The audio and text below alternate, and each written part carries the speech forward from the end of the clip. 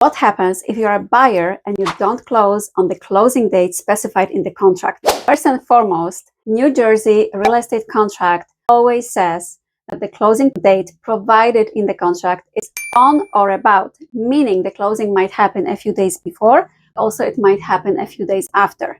So when you're making an offer on a property, you specify a closing date in the contract, in your offer. However, during attorney review, attorneys can actually negotiate, or your attorney as the buyer's attorney, a more convenient date for you.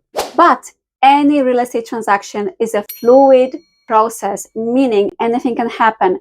You might not get a mortgage commitment in time to be ready to close. There might be issues with the appraisal. Maybe the house doesn't appraise. Maybe there is a delay on the titles company's part. Maybe there is a delay on the part of the sellers. Maybe there is a delay on the part of the attorneys. Maybe there is a delay because your lender is not ready to close yet because of some weird circumstances. So usually, from my own experience, 85% of closings happen after the closing date stipulated in the contract. There is nothing to be worried about if it's only a few days. Sometimes it happens, very rarely, that the closing can happen before the closing date stipulated in the contract. Usually when the closing date gets delayed, it's by a few days, so it's quite normal. However, it can also stretch by weeks or even months, which is no good because then the seller's attorney might issue a time of the essence if the fault is on your part. But there's usually nothing to worry about because, again, the closing date specified in the contract, it always says that the closing is supposed to happen on or about a particular date. So usually a few days difference is not